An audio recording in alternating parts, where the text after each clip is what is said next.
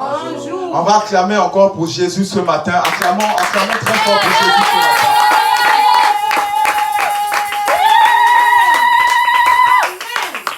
La Bible déclare qu'il est doux pour des frères de demeurer ensemble. Il est doux pour des frères de demeurer ensemble. Bien aimés, nous nous apprêtons à passer des moments agréables. Et la Bible déclare que là où 2 ou 3 sont rassemblés au nom de Jésus, Dieu est là. J'aimerais pas que tu puisses mépriser ces moments. La Bible déclare, ne méprise pas les faibles commencements. Alléluia. Amen. Le Saint-Esprit est là. Amen. Viens avec moi, Saint-Esprit. Saint-Esprit. Localise-moi. Localise-moi. Saint-Esprit. Saint-Esprit. Visite-moi. Visite-moi. Saint-Esprit. Saint-Esprit. Je m'attends à toi. Je m'attends à Dans toi. le nom de Jésus. Dans le nom de Jésus. Amen. Amen. Acclamons pour le Saint-Esprit ce matin. Je vais prier. Saint-Esprit, je te bénis, je te remercie. Je te rends toute la gloire pour tout ce que tu es et tout ce que tu fais. Père, qui suis-je, chair et sang, ce matin, pour donner quoi que ce soit à quelqu'un? En réalité, tu as une parole pour quelqu'un. La Bible déclare que nul ne peut venir à toi si toi, au préalable, tu ne l'es attiré. Esprit de Dieu, je te dis merci pour toutes ces personnes ici présentes. Et je sais une chose, personne ne rentre dans ta présence et sort la même personne. Père, ajoute quelque chose dans la vie de quelqu'un. Enlève quelque chose dans la vie de quelqu'un. Et amène-nous à te ressembler, Jésus. Nous comptons sur toi. Prends le plein contrôle de ces moments. Dans le nom de Jésus. Et que tout esprit qui ne confesse pas le nom de Jésus soit chassé loin de ce lieu. Dans le nom puissant de Jésus. Et que tout captif puisse être amené à l'obéissance de ta parole ce matin. Au commencement était la parole. La parole était avec Dieu. Et la parole était Dieu. Père, que par ta parole ce matin, tu puisses délivrer quelqu'un. Que par ta parole ce matin, tu puisses faire du bien à quelqu'un. Que par ta parole ce matin, tu puisses guérir. Tu as dit, tu as envoyé ta parole et ta parole est guérie. Guéris un cœur ce matin. Guéris un malade ce matin. Restaure quelqu'un ce matin dans le nom de Jésus par ta parole. Merci Saint-Esprit. Dans le nom de Jésus. Amen. Acclamons le Seigneur ce matin. Acclamons le Seigneur. Gloire à Jésus. Je vais vous inviter à vous asseoir dans la présence de Dieu en tant que roi et reine.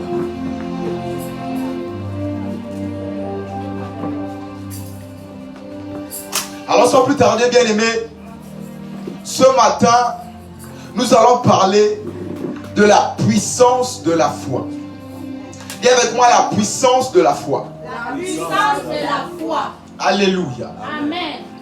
La foi ici est indispensable dans la vie d'un enfant de Dieu. La foi ici est indispensable dans la vie d'un enfant de Dieu. C'est quoi la foi? On va se lever pour la première lecture, Hébreux 11, verset 1. Définition de la foi. Hébreux chapitre 11 au verset 1. On se lève tous pour la première lecture, s'il vous plaît.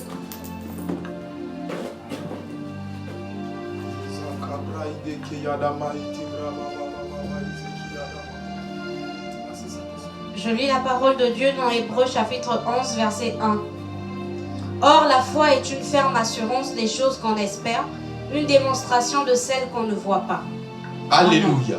Or, asseyez-vous, or la foi est une ferme assurance des choses qu'on espère, une démonstration de celles qu'on ne voit pas. Hébreux 11 ici nous décrit que la foi est une ferme assurance. Vous avez eu un ton d'assurement quand on vous a décrit que la foi c'est l'espérance. Laisse-moi te dire ce matin, la foi n'est pas l'espérance, mais la foi est une ferme assurance. Assurément, vous avez entendu que la foi c'est l'espérance. La foi c'est espérer en quelque chose. Mais ce matin, je vais te dire que la foi c'est pas espérer à quelque chose, mais c'est avoir une ferme assurance. C'est quoi la définition d'espérer? C'est sentiment ou pressentiment appliqué à quelque chose. Un sentiment ou un pressentiment appliqué à quelque chose.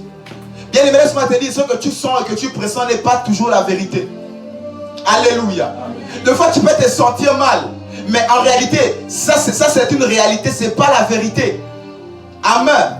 La réalité, c'est que la douleur, elle est là. Mais la vérité, c'est que par le maître de Christ, j'ai déjà été guéri. Yes. Alléluia. Alors ce matin, de par les définitions de la foi que tu as reçue, ce matin, j'aimerais te donner la bonne définition. La foi n'est pas une espérance, une attente d'abord à quelque chose. La foi est une ferme assurance. Alléluia. Alors ce matin, reçois la bonne définition de la foi. La Bible dit la foi vient de ce qu'on entend. Aujourd'hui, tu as maintenant la bonne définition de la foi. C'est pas j'espère que mon enfant va guérir. Je pense que ça ira. J'ai les sentiments que... Non, non, non. La foi, c'est je sais que mon enfant va guérir. La foi, c'est que mon oui sera accepté. C'est pas que ça va être discuté ou négociable, mais accepté. C'est cela la foi. Alléluia. Amen. Acclame ce matin pour la foi. Acclame ce matin pour la foi. On fera le culte ensemble, bien aimé. Sens-toi libre dans la présence de Dieu. Alléluia. Alors, dans la puissance de la foi, le Seigneur m'a donné de sortir 2 points. Alléluia. Le premier point ici, c'est la foi qui sauve. Dis avec moi la foi qui sauve. Dis avec moi la foi qui sauve. La foi qui sauve. Alléluia. C'est quoi la foi qui sauve? On va au verset 7. Hébreux 11, on va au verset 7. La foi qui sauve. Hébreux 11, verset 7. Or, la foi que Noé, divinement averti des choses qu'on ne voyait pas encore, et saisi d'une crainte respectueuse, construit une arche pour sauver sa famille. C'est par elle qu'il condamna le monde et devint héritier de la justice qui s'obtient par la foi. Alléluia. Amen. C'est par la foi que Noé divinement avertit des choses qu'on ne voyait pas encore. Des choses qu'on ne voyait pas. Noé avait été divinement averti que Dieu devait envoyer un déluge et détruire toute la terre. Lui, il avait été averti. Dis avec moi la foi. Et c'est par la foi qu'il a construit l'arche. Et c'est là où il y a eu que lui et sa famille, pendant 50 ans, il a prêché. Dieu va détruire, répentez-vous. La Bible dit que les hommes mariaient leurs enfants, se mariaient, travaillaient, vivaient leur vie. En réalité, le problème, c'est pas le mariage. Le problème, c'est pas le travail. Le problème, c'est pas d'abord des comptes garnis en banque. Le problème, c'est parce qu'on n'a pas d'abord mis la personne de Jésus devant. En réalité, Dieu conseille de... Dieu veut que tu sois prospère. Dieu veut que tu te maries. C'est son désir. Il a dit, je désire que tu prospères à tous égards. C'est le désir de Dieu que tu prospères. Mais le problème ici, c'est que souvent, on met la charrue avant les bœufs. Mais laisse-moi te dire, si tu mets la charrue avant les bœufs, tu n'iras pas loin. C'est triste, c'est dommage. Mais je vais t'annoncer une bonne nouvelle ce matin. Alléluia. Amen. Divinement averti. Et il construit l'arche. Saisi d'une crainte respectueuse, construisit une arche pour sauver sa famille. Une crainte respectueuse pour sauver sa famille. Bien aimé, c'est cette foi-là qui l'a permis de sauver sa famille. C'est cette foi-là, pas cette foi-là qui l'a amené au mariage, non, mais c'est cette foi-là qui l'a permis de se sauver et de sauver sa famille. Alors ce matin, j'aimerais mettre un accent sur la foi qui sauve. Plusieurs personnes croient que Dieu peut guérir, mais d'autres ne croient pas que Dieu peut sauver. Alléluia. Amen. Raison pour laquelle, bien aimé, dans l'histoire des 10 lépreux, ils ont été guéris sans partie. Il n'y a qu'un qui a cru, qui devait être sauvé, il est revenu et Jésus a dit, ta foi t'a sauvé. Au-delà du fait que vous tous, vous avez été guéris, mais toi qui es revenu, ta foi t'a sauvé. C'est dommage que dans cette histoire, il n'y a qu'une seule personne qui a été sauvée. Quoique 10 personnes ont été guéries. Raison pour laquelle je te dis ce matin, tu sortiras de là guéri. Ce matin, tu sortiras de là restauré. Ce matin, tu sortiras de là victorieux. Amen. Raison pour laquelle j'ai dit le problème, c'est pas la victoire. Le problème, c'est pas le mariage et les comptes garnis ou encore toutes ces choses que Noé a pu citer. Mais le problème, c'est qu'ils n'ont pas d'abord placé la foi en la personne de Jésus-Christ. Ils n'ont pas d'abord placé la foi dans la parole de Dieu, dans la bouche de Noé. Noé annonçait. De nos jours, bien aimés, les Noé sont encore pleins de nos jours sur la terre. Et qui annonce le retour de Jésus. Jésus revient bientôt. Répentez-vous. La fin est proche. La mort n'a pas de rendez-vous. De nos jours, les Noé parlent encore. Et d'autres s'endurcissent encore. Raison pour laquelle la Bible déclare, lorsque vous entendrez parler de moi, n'endurcissez pas vos cœurs. Alléluia. Amen. Le Seigneur au son de ma voix est en train de frapper à la porte du cœur de quelqu'un. En réalité, la Bible déclare que certes il y a un homme de gagner les biens de ce monde s'il doit perdre son âme. C'est bien toutes ces choses. Mais en réalité, lorsque tu as toutes ces choses sans la personne de Jésus, cela ne sert à rien. Alléluia. Amen. C'est par elle qu'il condamna le monde et devient héritier de la justice qui qui s'obtient par la foi. Héritier de la justice. Donc on devient héritier de la justice par la foi. C'est par la foi qu'on devient héritier de la justice. Alors je veux que ce matin ta foi soit au bon fixe. Je veux que ce matin ta foi soit au rendez-vous. Alléluia. Amen. Ici Moïse devait être tué par Dieu. Parce que seulement dans tout le peuple d'Israël, il y avait un seul incirconcis. Alors que Dieu avait dit, il ne doit pas avoir d'incirconcis. La circoncision ici, c'était l'alliance avec Dieu. C'était un signe que tu étais né de nouveau de nos jours, la circoncision.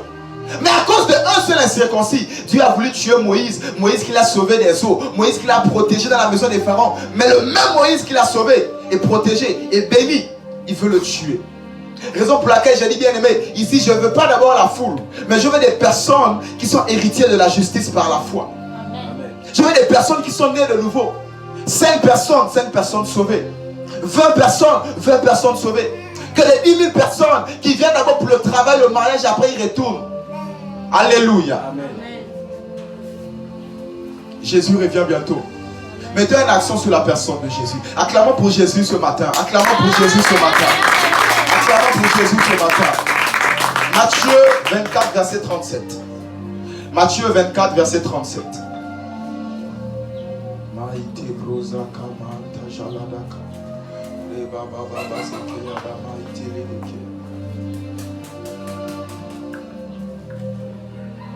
Matthieu 24, verset 37. Ce qui arriva du temps de Noé arrivera de même à l'enlèvement du Fils de l'homme. Alléluia. Amen. Ce qui arriva du temps de Noé arrivera de même à l'avènement du Fils de l'homme. Bien aimé, le travail que Noé a fait pendant des années en train de parler.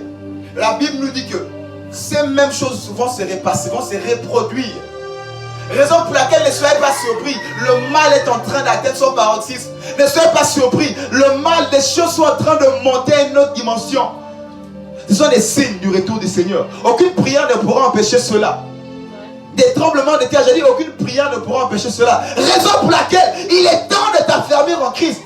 Plus que jamais les gens meurent facilement. Pour une grippe, quelqu'un est parti. Pour un palu, quelqu'un est parti.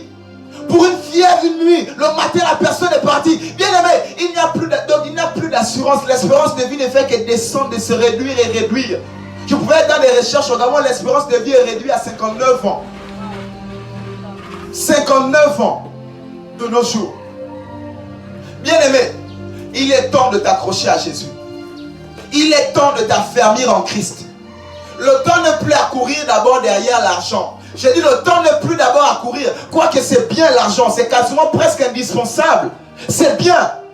Mais mets d'abord la charrue, le bœuf devant et après la charrue. Ne mets pas la charrue et après les bœufs. Non, non, non. D'abord te rassurer que tu as la vie éternelle. Te rassurer que ta foi est au beau fixe. Alléluia. Amen. Ces choses vont encore arriver. Ces choses arriveront encore. Alors il est temps de t'affermir en Christ. Il est temps de ne jamais manquer de cette foi-là. La foi qui sauve. Ne manque jamais de cette foi. Tu peux manquer de tout dans ta vie. Ne perds pas ta foi. Je vous assure, Job a manqué de tout dans sa vie en une journée. En une journée, il a perdu ses enfants. En une journée, il a perdu le bétail. En une journée, il a perdu tous ses biens. Il ne lui restait que sa femme comme seul bien. Même sa santé, il a perdu sa santé. Mais la seule chose que Job n'a pas perdue, c'est sa foi.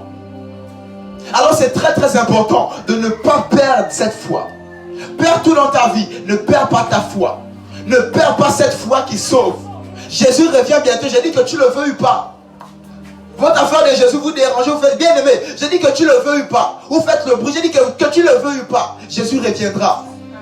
Que tu le veuilles ou pas aussi, tu es appelé à quitter cette terre. Toi, c'est pas le corps là, j'ai pour habitude de le dire. Tu n'es pas le corps là qui pèse et qui tombe malade. Toi, c'est l'esprit à l'intérieur. Ce corps est appelé à retourner poussière. Et le même Dieu que tu condamnes, tu vas te présenter devant lui.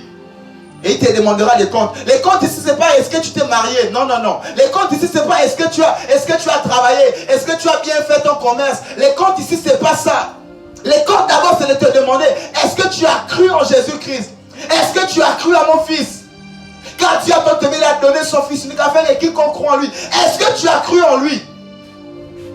Ce sont les comptes là que le Seigneur va te demander. Alors il est plus que temps maintenant de t'accrocher à Jésus.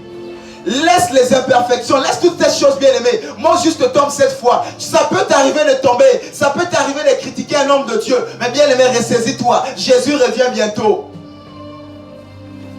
Ça peut t'arriver de t'élever contre l'œuvre de Dieu. J'ai dit Jésus revient bientôt. Tout cela c'est des choses humaines. Jésus revient bientôt. Il est temps de t'affermir en Christ. Il est temps d'avoir cette foi qui sauve. Il est temps. La Bible dit, il est doux pour les frères de demeurer ensemble. Il est temps maintenant de t'engager dans une assemblée. Je prends l'habitude de le dire, que lorsqu'on allume un feu de bois et qu'on retire un bois, le bois là va s'arrêter avant les autres.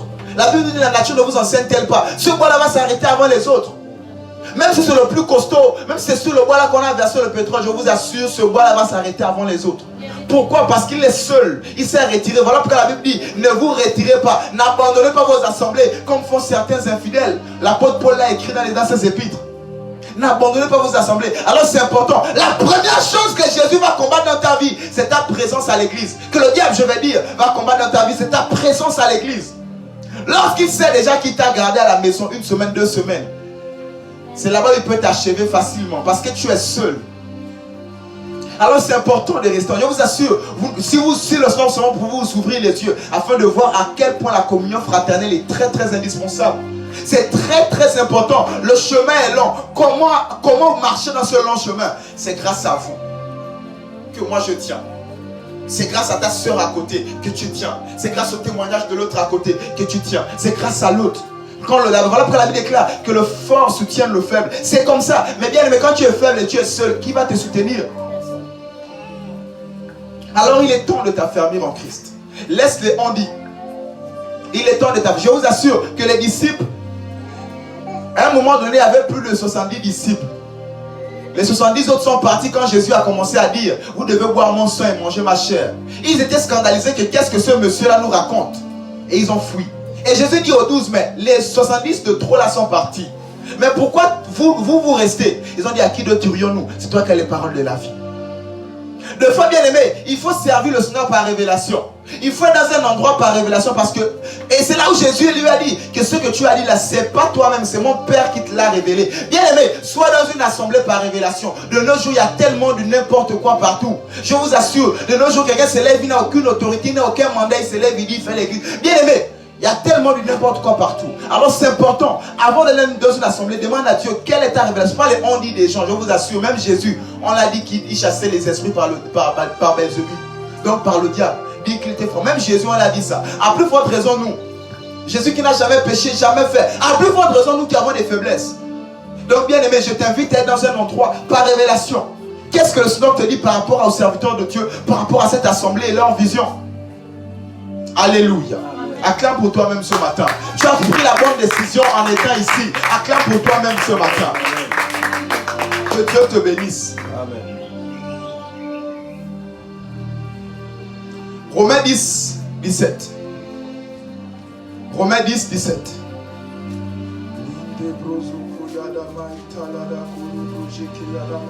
Romains 10, 17.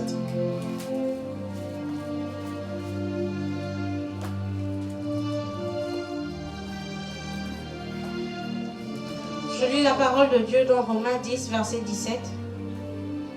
Ainsi la foi vient de ce qu'on entend, et ce qu'on entend vient de la parole de Christ.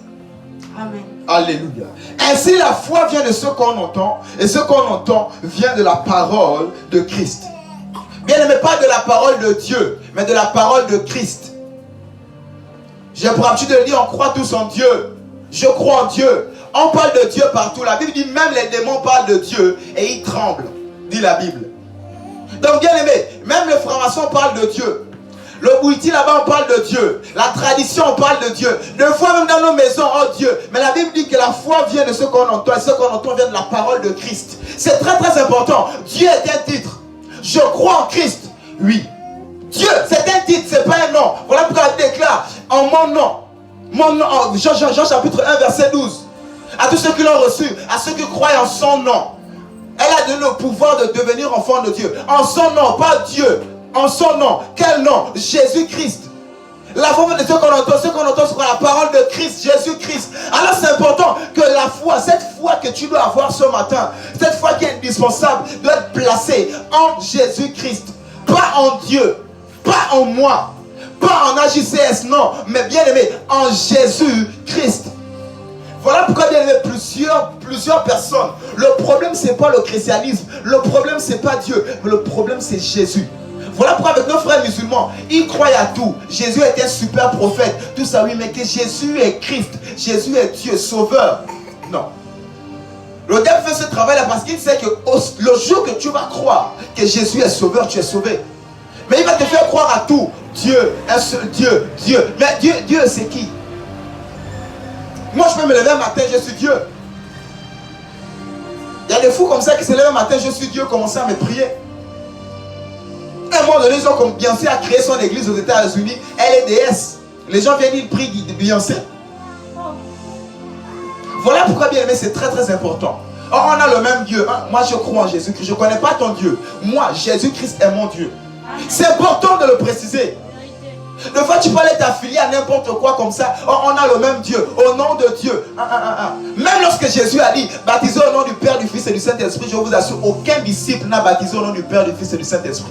J'ai dit aucun. Allez-y vérifier. Aucun disciple n'a baptisé au nom du Père, du Fils et du Saint-Esprit. Tous ont baptisé au nom de Jésus. Je te baptise au nom de Jésus. Au nom de Jésus. Personne, allez-y fouiller.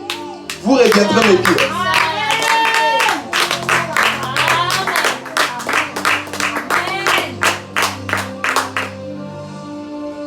Allez-y fouiller, vous reviendrez me dire. Aucun disciple n'a baptisé au nom du Père, du Fils et du Saint-Esprit. Tous, jusqu'à Paul qui s'est répandu après par une apparition de Jésus. Lui, il a aussi baptisé au nom de Jésus. Donc faites très très attention. Le Père, le Fils et le Saint-Esprit est réunis en une seule personne, Jésus-Christ. Jésus-Christ.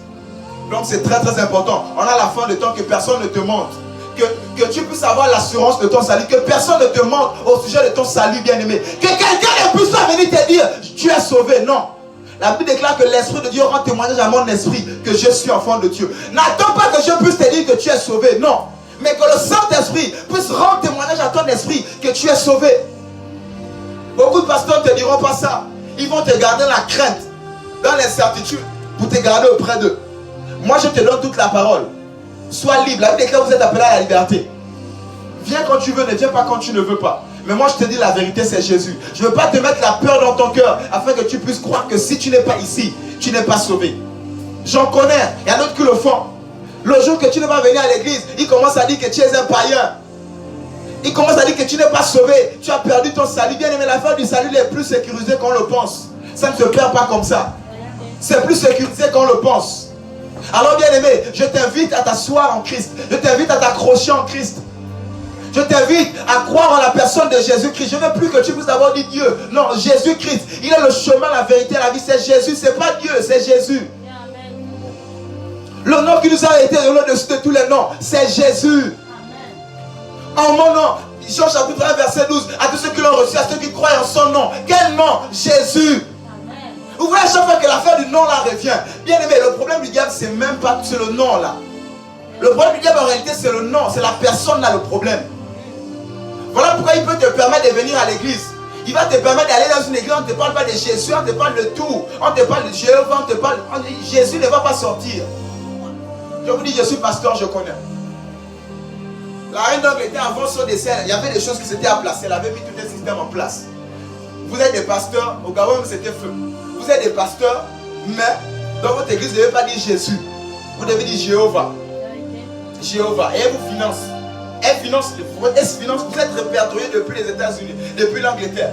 Elle ne faut pas dire Jésus. Ici, il faut dire Jéhovah. Tout cela pour perdre le monde. Tout cela pour répandre le travail du diable. J'ai dit, je suis pasteur, je vous entends. Donc, bien aimé, ne rentrez pas dans ces choses-là. Jésus, j'ai dit Jésus. Dans une église, tu rentres, tu sors, on n'entend pas Jésus, tu entends seulement Jéhovah, Fils, Père, Saint-Esprit. Il n'y a pas Jésus-Christ qui sort. Méfiez-vous. Jésus est le chemin, la vérité et la vie. Acclame encore pour Jésus-Christ ce matin. Acclame encore pour Jésus-Christ ce matin. Acclame encore pour Jésus qui ce matin.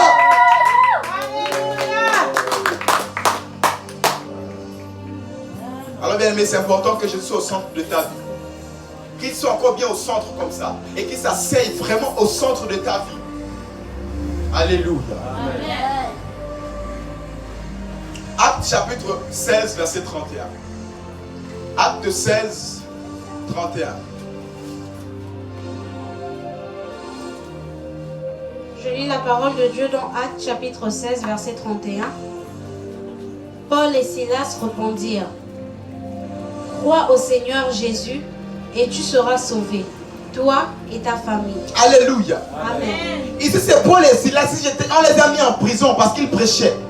Et dans la nuit, bien aimé, il y a eu tremblement de terre. Un ange est venu casser toute la prison. Le gardien de prison, qu'ils appellent ici le geôlier, voulait aller se pendre. Parce que les prisonniers devaient se rabattre sur lui et le tuer. À peine qu'il avait pris déjà l'épée, il voulait le faire comme ça. Paul et Silas lui dit: non, non, non, ne le fais pas. Nous sommes encore ici, ne le fais pas, viens. Et ici, le gardien des prisons était étonné de l'amour de ces personnes. Et du coup, tellement que le gardien était étonné, il a dit: non, allons-y chez moi. Allons-y, je vais vous présenter à ma famille que c'est vous qui m'avez protégé. Et il a dit: crois au Seigneur Jésus, toi et toute ta famille, tu seras sauvé. Il a parlé à une personne, mais une seule personne représentait toute une famille. Voilà pourquoi je te dis, bien aimé, c'est par toi que le salut rentrera dans ta maison. C'est par toi que le salut rentrera dans ta famille. C'est par toi que le salut rentrera. Amen. C'est par toi. Amen. Amen. Amen. Lorsque Dieu voit un noyau de mangue, Dieu voit toute une plantation. Vérité. Lorsqu'il voit un grain de maïs, il voit toute une plantation. Lorsqu'il te voit ici, il te voit avec ta femme, tes enfants, tes arrière-enfants, enfants et enfants. Il voit toute ta génération déjà sauvée. C'est cela le plan de Dieu. Crois en Jésus-Christ. Pas en Dieu, ils sont encore dit: crois en Jésus-Christ. Crois au Seigneur Jésus. Jésus, c'est Jésus, bien aimé. C'est Jésus, crois en Jésus. Et il parle à une personne, au geôlier, qui représentait sa femme, ses enfants, toi et toute ta famille, tu seras sauvé. Voilà pourquoi, bien aimé, tu as un travail à faire au sein de ta famille. Tu es le prophète de ta famille. Tu as un travail à faire dans ta maison. Moi, dans ma maison, j'ai dit à une certaine heure, tout le monde libère. Tu es visiteur, tu es vacancier, tu es quelqu'un qui vient faire le week-end. Il mange, même si tu es franc-maçon, tu te libères, tu viens à l'église. Et c'est comme ça, tu dois mettre des règles comme ça. Les gens te rendent visite, partage une parole. Récemment, j'ai invité mes parents. J'ai dit: oui, j'ai partagé une parole. Après, on a mangé, on a bu, on a rencontré. Mais la parole, parce que je sais que tout cela, si je vous invite, je ne parle pas de Jésus. En réalité, moi, je vis pour ça. Donc je dois vous le dire. En réalité, pas seulement moi, mais vous tous, vous vivez pour cela. Et il y a des principes divins que quand on rentre dans votre maison, on sent que c'est une maison du Seigneur. Et les règles sont divines. Amen. Amen. Chez moi, tout le monde libère le dimanche matin. À l'époque, je me rappelle, j'étais encore musulman vers les années 2010. J'étais allé à Abidjan. La tata qui m'a gardé, elle a dit: même si vous êtes musulman, chez moi, tout le monde va à l'église le dimanche matin. Je ne comprenais rien de la fête de l'église. Je viens en danse, je viens en saute, je viens à la fin, on achète les sandwichs. Pour moi, c'était un groove. Mais c'est dans le groove là que tout a commencé. Que depuis là-bas, on a dit: tiens, serviteur de Dieu, moi je ne comprends pas votre affaire là. Que le culte fini, on avait déjà les galettes qu'on faisait là et tout ça. Que le culte n'a qu'à finir, on va aller boire nos bissap et tout ça. Pour moi, c'était un groove.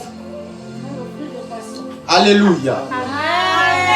Mais c'est dans ça que tout a commencé. Alors bien aimé, les gens qui vont venir ne sauront pas. Ils vont se dire: ah, tonton là, il embête les gens. Bien aimé, c'est dans ça que quelque chose va commencer. C'est dans ça que les choses vont être. Alors bien aimé, tu as un travail à faire dans ta maison. Tu as un travail à faire dans ta famille. Tu as un travail. J'ai dit, c'est là où tout a commencé aujourd'hui. Je tiens un micro, j'ai passé plus de 12 ans au pied d'un homme de Dieu en train d'être formé. C'est là où tout a commencé. Donc, tu as un travail à faire dans ta famille. Lorsque Jésus te voit ici assis, il voit toute ta descendance ici. Lorsque Jésus te voit ici, il voit ton mari, tes enfants, tes arrière-enfants déjà assis derrière toi jusqu'au fond. Amen. En réalité, les places vides là, ce sont vos parents qui doivent être là.